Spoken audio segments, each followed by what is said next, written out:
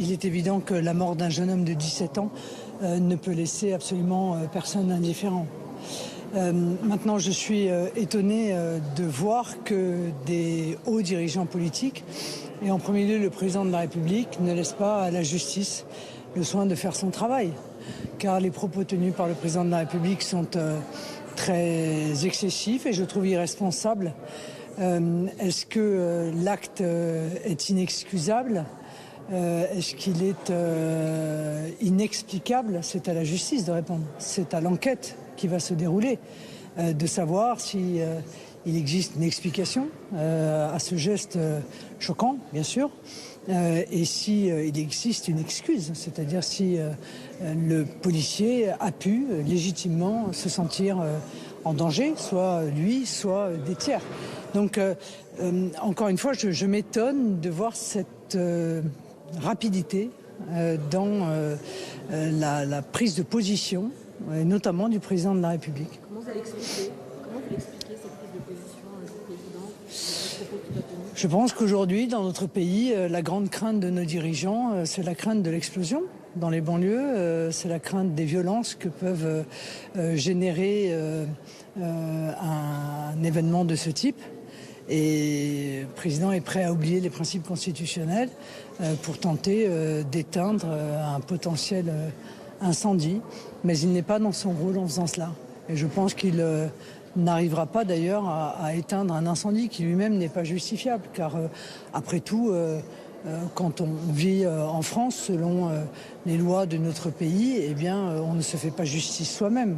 La multiplication des agressions de policiers, de pompiers, les voitures qui brûlent, les dégradations de biens publics, s'analyse en réalité en une forme de vengeance privée qui n'est pas admissible, voilà, dans un état de droit.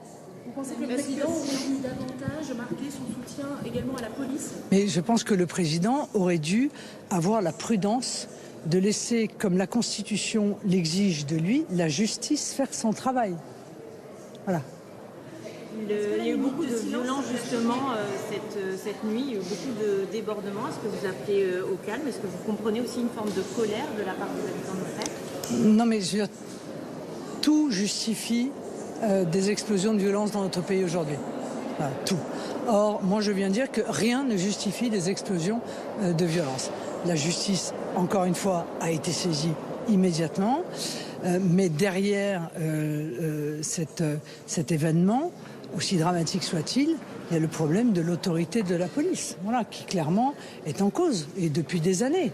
Les policiers ne sont plus respectés, les policiers ne sont plus obéis, et l'on voit se multiplier ce type d'indiscipline qui peuvent avoir évidemment des conséquences très graves. On voit aussi se multiplier le nombre de morts dans des refus d'obtempérer, notamment depuis une loi de 2017.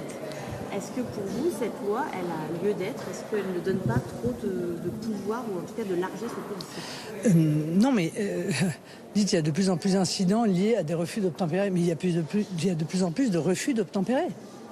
C'est le problème de l'autorité dont je vous parlais. La police n'a plus aujourd'hui, dans un certain nombre de quartiers, la moindre autorité. Et ça met des vies en danger, ça met des vies de policiers en danger, mais ça met, on le voit aussi, des vies de tiers en danger. Voilà. Moi, je suis pour la présomption de légitime défense pour les forces de police, parce que je considère d'ailleurs que le texte en question est un texte qui m'apparaît flou et qui, semble-t-il, n'a pas fait l'objet d'ailleurs véritablement auprès des forces de police d'une formation leur nécessitant d'en comprendre totalement et d'en maîtriser totalement les enjeux. Donc, je pense que la présomption de légitime défense est beaucoup plus simple d'usage, étant entendu que la présomption est une présomption. Elle n'empêche évidemment pas la démonstration que le policier n'était pas en situation de légitime défense, si cette démonstration existe. Jean-Luc Mélenchon, l'Assemblée nationale a fait observer une minute de silence en ouverture de séance. Est-ce que c'était son rôle? Est-ce que vous l'avez respecté? Bon, d'abord, moi, j'étais en audition de M. Bruno Le Maire, donc je n'étais pas présente. Mais je veux dire, l'Assemblée nationale, de manière générale, multiplie les minutes de silence aujourd'hui. Il y a, hélas, dans notre pays, toutes les semaines, voire plusieurs fois par semaine, des jeunes qui perdent de la vie.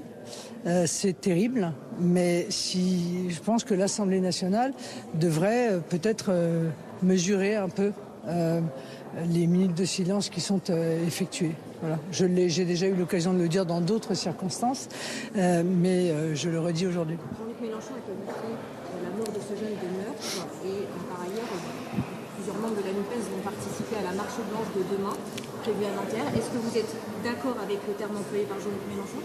Et est-ce que le RN compte participer à cette marche? Oui, Jean-Luc Mélenchon, si vous voulez, il répond à la précipitation du président de la République par une autre précipitation. Voilà. C'est encore une fois à la justice également de déterminer si cet acte était volontaire. C'est aussi une question qui peut se poser. Est-ce que c'était accidentel? Est-ce que ce tir était accidentel ou est-ce que ce tir était volontaire? Moi, je ne me sens absolument pas dans la capacité, d'apporter la moindre réponse. Et encore moins quelques heures après un événement de ce type. Donc que le président de la République ne conserve pas cette sagesse et en quelque sorte prenne le risque d'empiéter, y compris sur la séparation des pouvoirs, ça pose une difficulté.